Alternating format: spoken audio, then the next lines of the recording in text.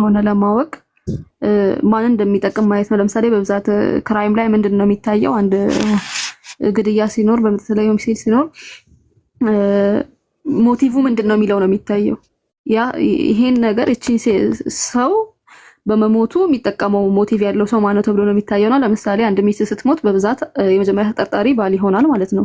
ለምን የሚያገኘው ኢንሹራንስ ሊኖር ይችላል፣ የሆነ ሞቲቮች ይኖሩታል በሚል እና አሁንም ቁርአንን ስናይ ማንን ነው ይበልጥ የሚጠቅመው? ከዚህ ከወረዱት ነገራቶች ይበልጥ የሚጠቀመው ማንን ነው ብለን ካየን ለምሳሌ ብዙ ቦታ ላይ አሁን ለምሳሌ አንድ የተቀደሰ ነገር የተቀደሰ መጽሐፍ ምን መሆን አለበት? የያዛቸው ነገሮች ታሪክን ሊያስተምረን ይችላል፣ ከሱ እንድንማርበት ወይ እንድናውቀው። አንዳንድ ደግሞ እንዴት ጸሎት እንዴት ማድረግ እንደምትችል አምላክን እንዴት እንድትገዛ እንደምትችልም ሊያሳይ ይችላል። በእንደዚህ መንፈሳዊ የሆኑ ነገሮችን ሊያስተምርህ ይችላል ማለት ነው። ግን ከዛ አልፎ የሰው የአንድ ግለሰብ ጥቅም ለማሟላት የሱን ቤተሰባዊ ጉዳዮች ግላዊ ጉዳዮች ለመፍታት የመጣ ሲሆን ማን እንደሚጠቅም አይተህ ማን ነው ይሄን ነገር የማን እጅ አለበት የሚለው ማወቅ ትችላለህ። ለምሳሌ የእስላሙ ነብይን በምን መንገድ ጠቅሞታል መሐመድን ስንል አንድ በሰውዳ ጉዳይ ላይ ወርደዋል። የሰውዳን ታሪክ ካወቃችሁ ከሷ አዙሮ ነበርና ምን ማድረግ እንዳለበት እንዲመታረቅ እንዳለበት ለሱ በሚጠቅም መንገድ አድርጎ ወርደዋል ማለት ነው። እንደገና ደግሞ አንዳንዴ እንዴት ነው እንግዳ ቤት ቆይቶ ምናምን ሲያስቸግር አንተ ሼም ይዘህ የለ አሁን ያን በምንድነው የተፈታው? ቤቱ አትቆዩ ለምግብ ከተጠራቸው እንጂ አትሄዱ ከበላችሁ በኋላ ወሬ አታርዝሙ እያለ ይሄ ቤተሰባዊ የግላዊ ጉዳይ የሆነ ተራ ነገር ሊያሟላ ልክ ብዙ ነገር የሚወራ ነገር ነበር አይደለ? ስለ ነብያቶች ምን ሰሩ፣ ከዚህ በፊት ምን ሰበኩ ብዙ። አሁን ለምሳሌ ሰላት እንኳን ስንት ወቅት ሰላት እንደምሰግድ የለም እዛ ውስጥ እነሱን ማድረግ ሲገባው ይሄ ግላዊ ጉዳይ ቢፈታ እንደገና የጉዲፈቻ ልጁ ሚስት እንዴት አድርጎ ማግባት እንዳለበት ለሱ መፍትሄ የሚሆን ነገር አስቀምጠዋል ቁርአን ላይ። እንደገና የሴቶቹን ከሱ በኋላ ማንም እንዳያገባ ሚስቶቹን በቃ ይሄ ግላዊ ጉዳይ የምንላቸውን እዛው ቤት መፍታት ያለባቸውን ይሄ የተቀደሰ መጽሐፍ በሚባለው የአንድ ሰው የግለሰብን ፍላጎት ለማሟላት ያ ግለሰቡ ያፈረውን ወደ አንድ ጌታ አስታኮ ለመፍታት ያመጣውና ይሄ ብቻውን በቂ ነው ብዬ አስባለሁ። ማንን ጠቀመ የሚለውን ስናይ ይህ ከጌታ ሊመጣ ማይችል ነገር እንደዚህ አይነት ተራ ነገር ይዞ እንደማይመጣ እናያለን። ሁለተኛ ደግሞ አሁን የትኛውንም መጽሐፍ አሁን ሰው እንኳን ተራ ሰው እንኳን የጻፈው መጽሐፍ በብዛት ቅድመ ተከተል አለው አይደለ? ከዚህም አይደባልቅም። ስለዚህ ያወራ ሄዶ ዘሎ ሌላ ቦታ ገብቶ ሰይና ነገር ደግሞ ማውራት አይጀምርም። ለምሳሌ አሁን ቁርአን ላይ ካየነው በቀራ ከ230 እስከ 37 ስለ ፍች ያወራል እንደዛ ነገር። ከዛ ሂዶ ደግሞ መሃል ላይ ልክ ስለ ሰላት ማውራት ይጀምራል። አሁን ስለ አንድ ነገር የተወራተ ሂዶ መሃል ላይ ስለሌላ ነገር ማውራት ሲጀምር ይሁን እሺ አወራ እንበል፣ ግን ምንድነው ከዛ ስለዛ ጉዳይ ጨርሶ ነው እዚህ ጋር ደግሞ ስለሌላ ጀምረው ትላለ። ከዛ ሂዶ ደግሞ ስለ ሰላት ያወራ መሃል ላይ ገብቶ አሁን ስለ ፍች ይጀምራል። ተረታችሁኝ ያላምለውን ቅድመ ተከተል የለውም ማለት ነው። እንደገና ደግሞ ሱረቱል ኢስራ ላይ ካየን ሱብሃንአላዚ አስራ ቢአብዲሂ ብሎ ስለ ኢስራ ያወራል። ከዛ ግን ያን ነገር ወዴት ነው እንዴት ነው የሚለውን ሳያብራራ ቀጣዩ አያ ላይ ሄዶ ሌላ ነገር ማውራት ይጀምራል ማለት ነው። ይህ ቅድመ ተከተል አለመኖሩ ሰው ሳይሆን ሰው ራሱ እኮ ቅድመ ተከተል አድርጎ ይጽፋል። ብዙ በጣም ገራሚ የሆኑ መጽሐፎች አሉ። ይሄ ሰው ሳይሆን ተራ ሰው የጻፈው ነገር እንደሆነ ነው የሚያስረዳን ብዬ አስባለሁ። አዳምጠኝ። የነብይነት ልዩ የሚያደርገው ማድረግ ማለት ነው። ነብይ ላይ ብሎ የሚችለው አንዱ ፈጣሪ ካንተ ጋር ያለው ኮሚኒኬት ንግግር ነው። ገብቷል እንጂ ያንዳንዱ ሰው ሌላው ላይ አንዴ ይቅርታ በጣም ከሱ ጋር ኮሚኒኬት ማድረጉ ነው አይደለ? ነብይ ልዩ የሚያደርገው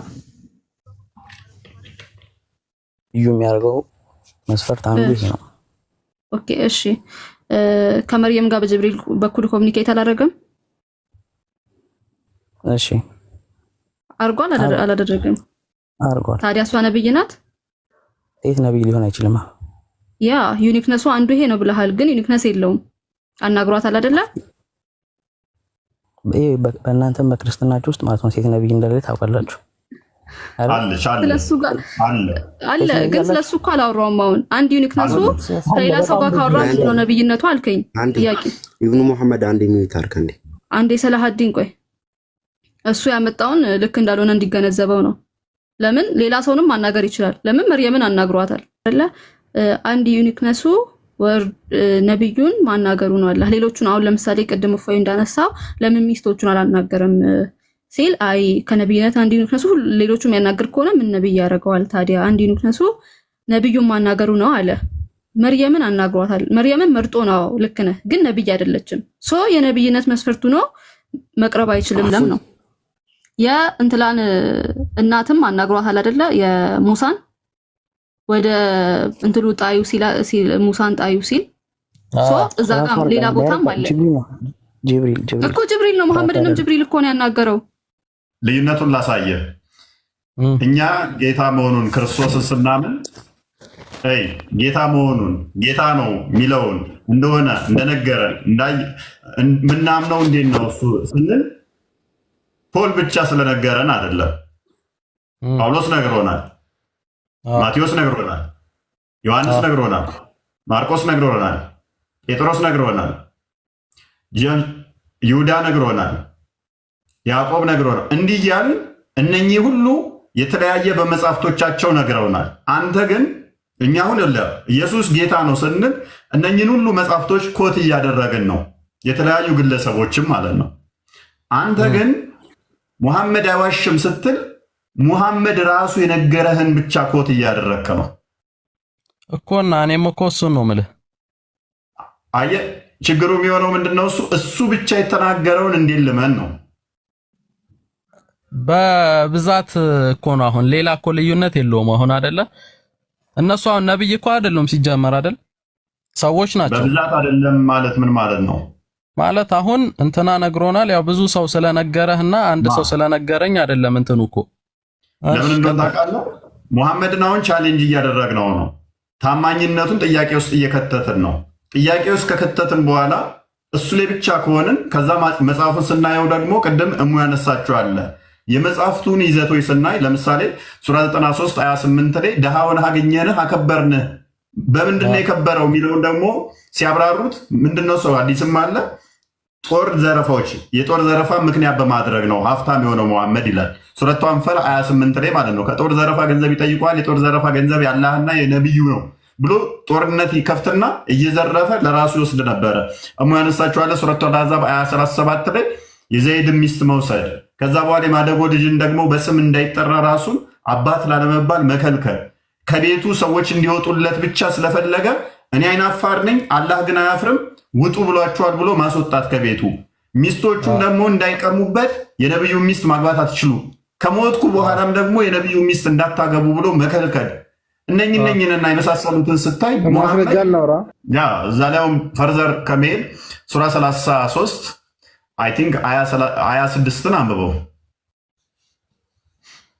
ሙሐመድ ማስረጃ ነው የማናቸውም አባት አይደለም ሚለውን አንብበው። ኤኒዌይስ ስለዚህ አሁን ሙሐመድን ምን እያደረግን መሰለ? ጥያቄ ውስጥ ከተት ነው። ሙሐመድን ጥያቄ ውስጥ ከከተት ነው በኋላ ለራሱ ጥቅሞች እያዋላቸው እንደሆነ ሲምፕል እንረዳለን ማለት ነው። አንድ ሆነ ብዙ ጸሐፊ ሆነ ምንድን ልዩነቱ? መሐመድ አንድ ሆነ ሌሎቹ እያለ ነበርና አንድ ሰው በዝሙት ከከሰስከው ስንት ማስረጃ ያስፈልጋል? ሶስት ሰው አራት ሰው አይደለ? ታዲያ ምን ችግር አለው? አንድ ብቻ ቢሆን መስካሪው አንድ ብቻ ቢሆን መስካሪው ምን ችግር አለው? ለማጠናከር ነው። አይ ለማጠናከር አይደል? አንድ ሰው ከነብያትና ከተራሱ ማን ይበልጣል? ቆያ እሱ ነው ጥያቄው። ኢምራን አንዴ ነብይ ከተራሱ ማን ይበልጣል? ነብይ መሆኑን አረጋግጦልናል ኢምራን። ስለሱ ያወራን እኮ ነው። ከአላህ የተላከ መልእክተኛ ለመሆኑ እኮ ነው ማስረጃ የፈለግን ያለ ነው። ገና እሱን አረጋግጠን ቢሆንማ ነብይ አይዋሽም። ሲጀመር ቁርአን ያላህ ቃል ይሆናል። እሱ ጋር እኮ መች ደረስን? ቁርአን መጥቶ ነው አይደል ነብይ ነው ያለው። ለዛ ያ ቁርአን መጀመሪያ ከአላህ መሆኑ ነው። አሁን ሐሳቤ ምንድነው? አራት ምስክር የተፈለገው ለምንድን ነው? ለምን አንድ ምስክር በቂ አልነበረም ነው ዝሙት ላይ?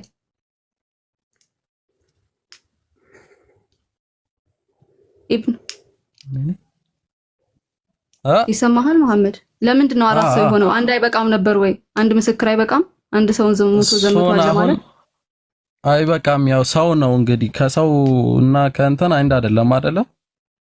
የሰው ልጅ ሊዋሽ ይችላል ወይም ደግሞ የተለያዩ ነገር ብቻ ሊኖርባቸው ይችላል። ግን ነብይ ሲሆን ደግሞ ከነዚህ ነገሮች ሁሉ የጠራ ነው።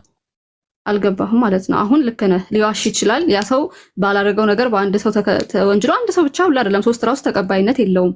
ይህ ማለት የአንድ ሰው ምስክርነት እንኳን ትልቅ ነገር ክሌም ለማድረግ ይህ ጌታ ነው፣ አንድን ጌታ ያለው ነገር ጌታ ነው፣ ከጌታ የመጣ ነው ብሎ ክሌም ለማድረግ አይደለም።